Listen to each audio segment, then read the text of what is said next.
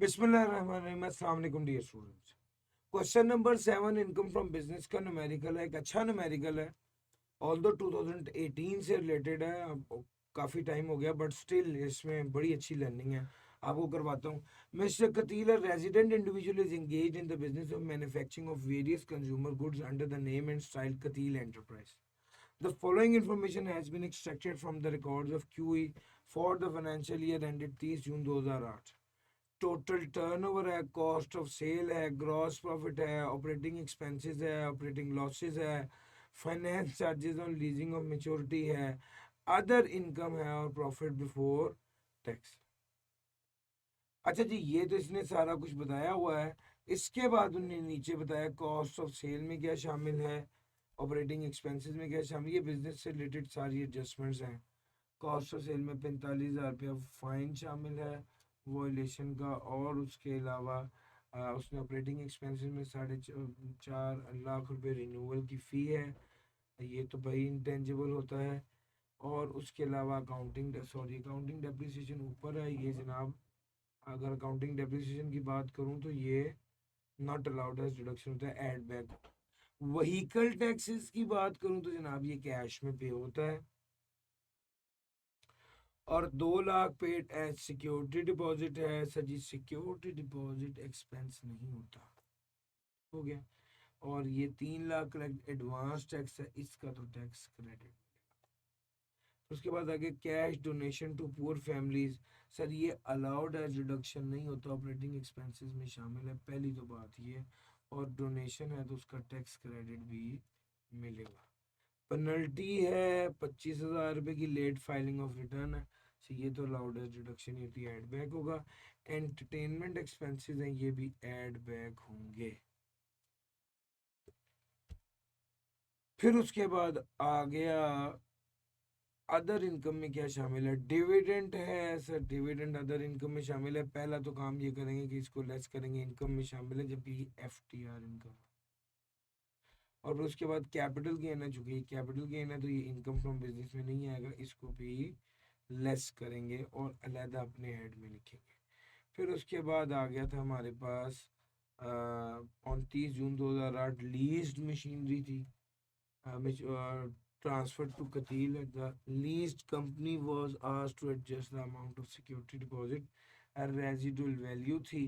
Sir ये residual value है। Date of commencement of lease ये थी 1 जून 2023। Lease rental, sir ji lease के हवाले से इसमें डिस्कशन है।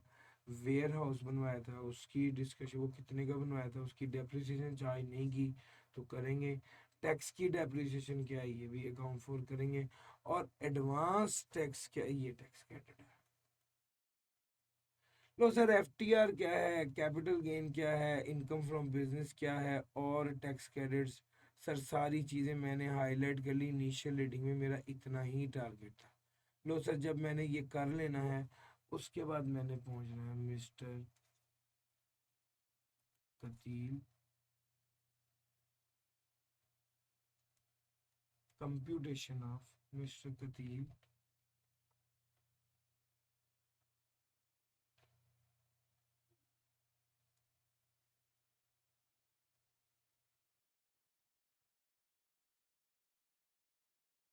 Total income, taxable income and net tax pay. Computation of total income, taxable income, net tax payable. और टैक्स ईयर क्या है, 20x8।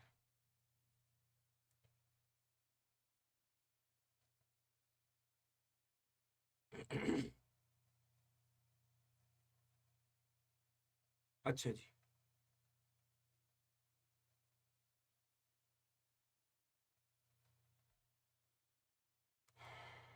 अब जब ये हमारे सामने आ गया और ये हमें पता चल गया,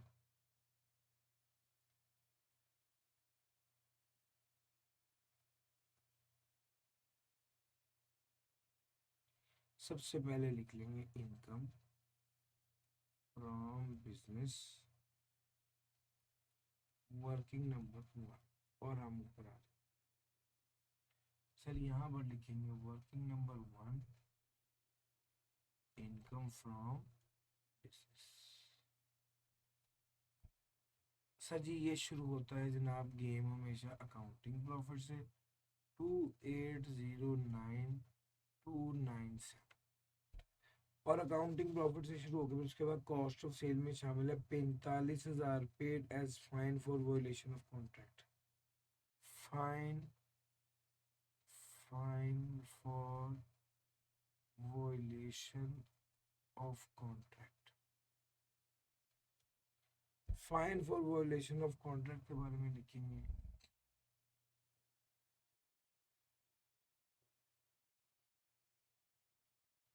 अलाउड एज डिडक्शन, इसको इग्नोर करें। उसके बाद आ गया काउंटिंग डेप्रिसिएशन। कितना है सर? 1.9 मिलियन, इसको ऐड बैक करें। उसके बाद आ गया ऑपरेटिंग एक्सपेंसेस में 4,50,000 for renewal of manufacturing of licence. Sir ji ये आ गया आपका लाइसेंस फी। इसने 4.5 लाख इनकम का प्रॉफिट में से माइनस किया हुआ, इसको ऐड बैक करेंगे और लेस करना होगा अमोर्टाइजेशन।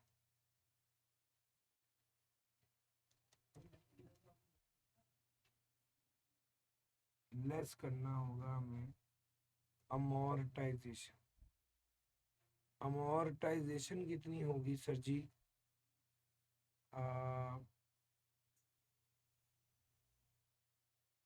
4,50,000 divided by 15। जी divide by 15। Sir ji amortization बनती है 30,000 की, तो ये allowed as deduction of intangible.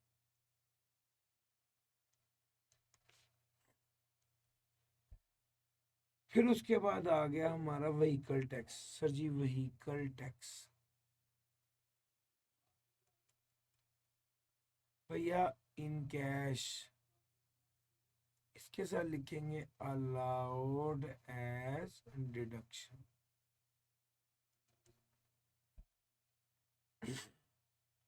फिर उसके बाद आगे ₹2,00,000 पेड एज सिक्योरिटी। सर जी जो सिक्योरिटी होती है ना, जो सिक्योरिटी होती है 2,00,000 की, उसको क्या करेंगे? 2,00,000 की सिक्योरिटी है वो तो खर्चा नहीं है ना, उसको ऐड बैक करें। उसके बाद आ गया ऑपरेटिंग एक्सपेंस में 3,00,000 एडवांस टैक्स है। सर जी एडवांस टैक्स लेस किया हुआ इसे ऐड बैक करेंगे और इसको लाइबिलिटी में से कम करेंगे, इसीलिए मैंने उसके साथ टैक्स क्रेडिट लिख दिया। Cash donation. सर डोनेशन थी कितनी? 2,000,001 है और 64,600, ये अलाउड एज डिडक्शन नहीं होती, इसको भी ऐड बैक कर। फिर उसके बाद आ गया पेनल्टी। पेनल्टी है 25,000 रुपए की, इसको भी क्या कर देंगे? ऐड बैक कर देंगे, क्योंकि ये अलाउड एज डिडक्शन नहीं होती है, लेट फाइलिंग की है, कानून की खिलाफ वर्जी की है। एंटरटेनमेंट। सर ये अलाउड एज डिडक्शन है, इसको इग्नोर करें। फिर अदर इनकम में शामिल था डिविडेंड। सर जी डिविडेंड इनकम में ऐड हुआ था, इसको क्या कर देंगे? लेस कर देंगे 5,80,000। उसके बाद आ गया सर डिविडेंड की एडजस्टमेंट साथ ही करना दूं। लो जी वर्किंग नंबर 2 पे चले जाते हैं और एफटीआर इनकम की बात कर लेते हैं। एफटीआर इनकम की बात कर लेते हैं, वर्किंग नंबर 2 पे चले जाते हैं, एफटीआर इनकम की बात कर लेते हैं। हाँ जी working number 2 FTR income.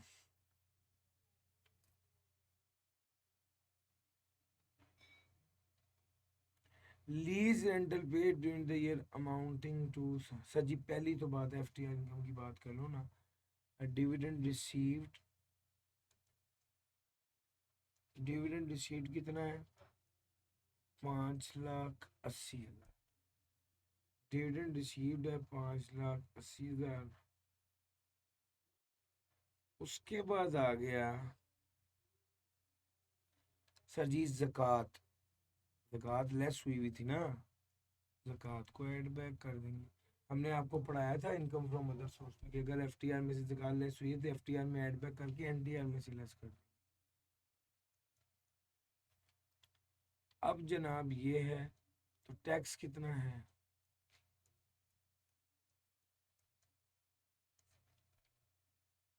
Divided by 0.85। तो जी 6,80,000 डिवाइड बाय 0.85, ये बना 8 लाख। सर जी 8 लाख है। सर जी इसको लेस करके लिखता हूँ, 8 लाख है। डिविडेंड रिसीव्ड 8 लाख है,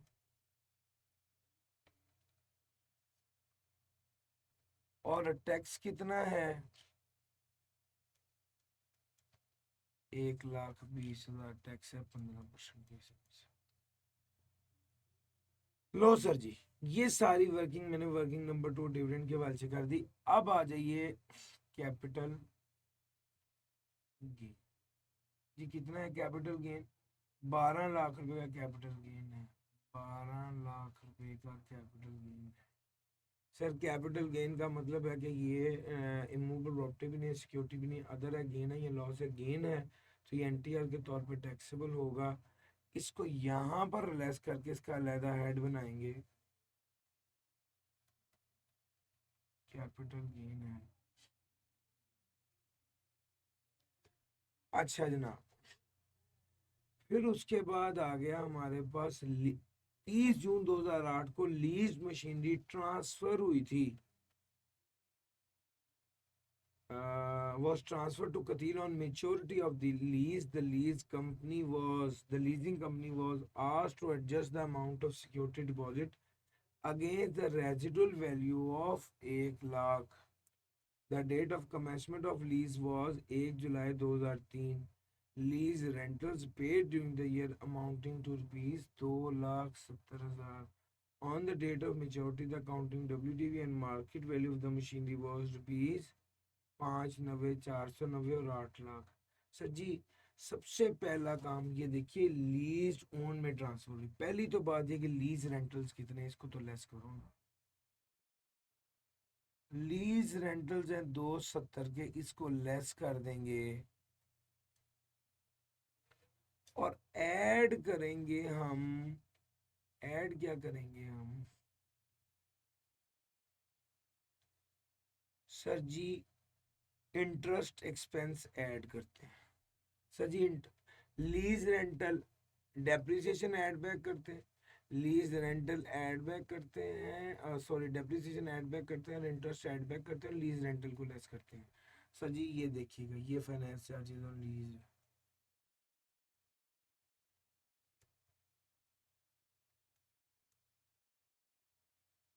35,703, ये ऐड बैक कर दिया, और डेप्रिसिएशन भी ऐड बैक करते हैं। सवाल ये है कि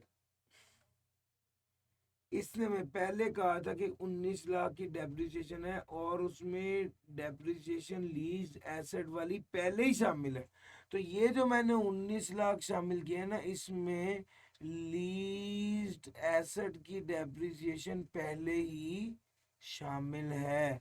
इस वजह से डेप्रिसिएशन भी ऐड हो गई और इंटरेस्ट भी ऐड हो गया और लीज रेंटल लेस हो गए। अच्छा अब 1 जुलाई 2003 को ये कॉन्ट्रैक्ट हुआ था, लीज कमेंस हुई थी और 30 जून 2008 को ख़त्म हुआ है, यानी साल के आखिरी दिन ये लीज से ओन्ड में ट्रांसफ़र हो गया है। तो इसको किस वैल्यू पे रिकॉर्ड करेंगे?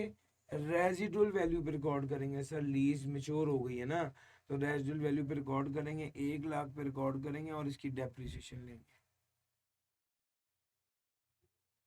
डेप्रिसिएशन 1 लाख का 15%। सर जी एक सवाल ये पैदा होता है कि सर जी इनिशियल अलाउंस नहीं लेंगे? सर जी ये नया एसेट थोड़ी है, ये तो बैंक से हमें मिला है, तो इसको सेकंड हैंड कहना है, सेकंड हैंड कह दीजिए। ये नया एसेट थोड़ी है, इस पर इनिशियल अलाउंस नहीं मिलना। वेयर हाउस लिया था, वेयर हाउस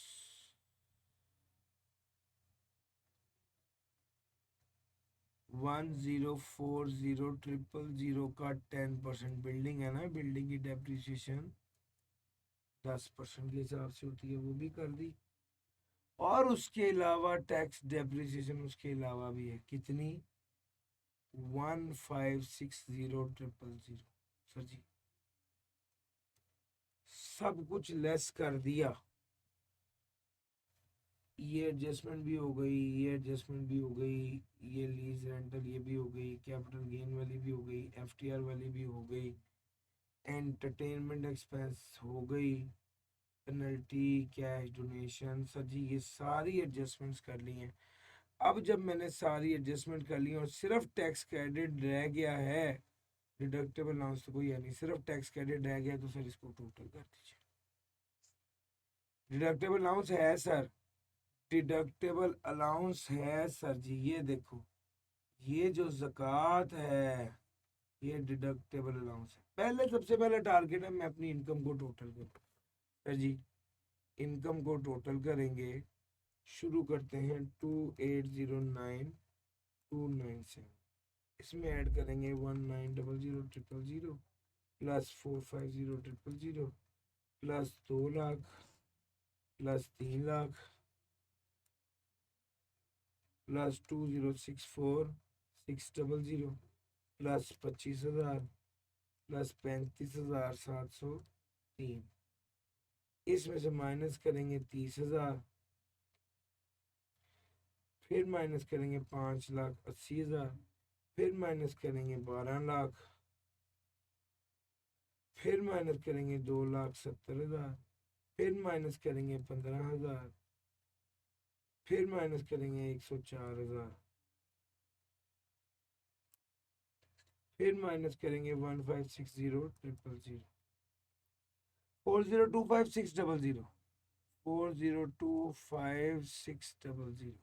सर जी ये मेरे पास आ गई इनकम फ्रॉम बिजनेस, और इसको मैं यहाँ पर प्लेस कर दूंगा 4025,600, और यहाँ पर लिखूंगा डिविडेंड इनकम, और ये कितनी है?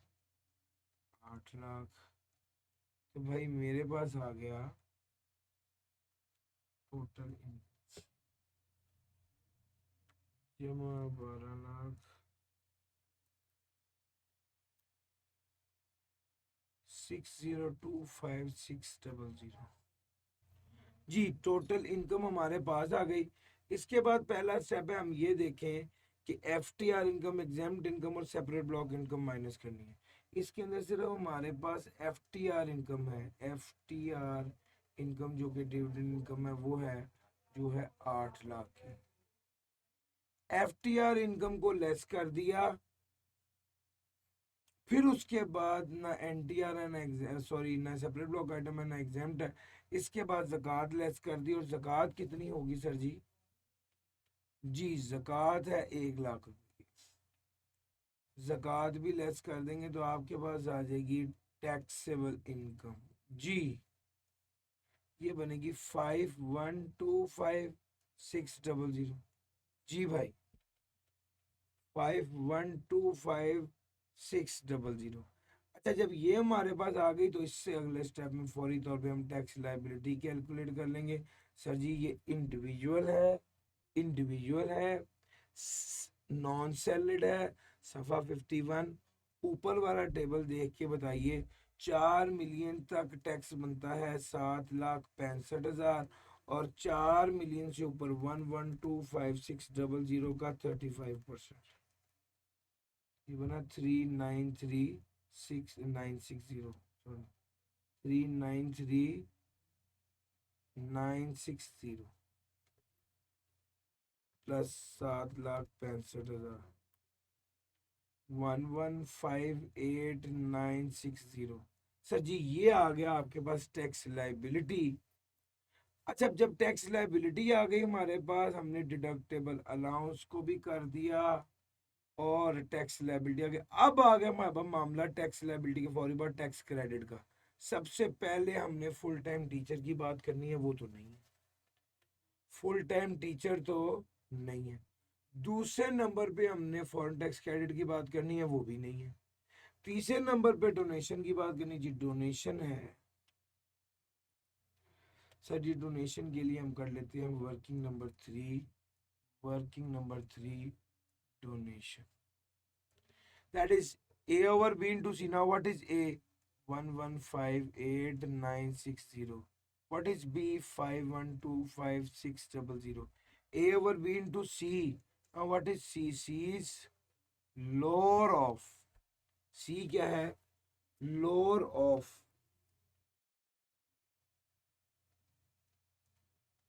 Actual one. Sir ji actual कितनी डोनेशन है सर हमारे पास? 2 मिलियन की। सर 2 मिलियन की डोनेशन एक्चुअल है और 30% ऑफ टैक्सेबल इनकम ले लेंगे। सर जी 30 पर 512560 का 0.3 करेंगे तो ये बनेगा 1537680। यही बन रहा है भाई जी। इन दोनों में से लोअर ले लेंगे, लोअर है 1537680। ए ओवर बी इंटू सी, सर जी कीजिएगा क्या बना? Into 1158960 divided by 512560। 347688 डोनेशन आया 347688। उसके अलावा टैक्स ऑन एफटीआर कितना है? Sir ji tax on FTR कितना है?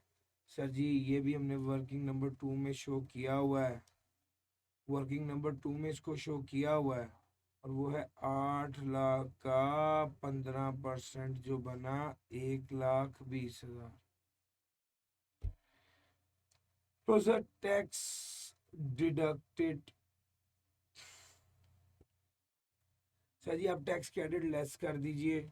सबसे पहले आ गया advance tax on electricity bill.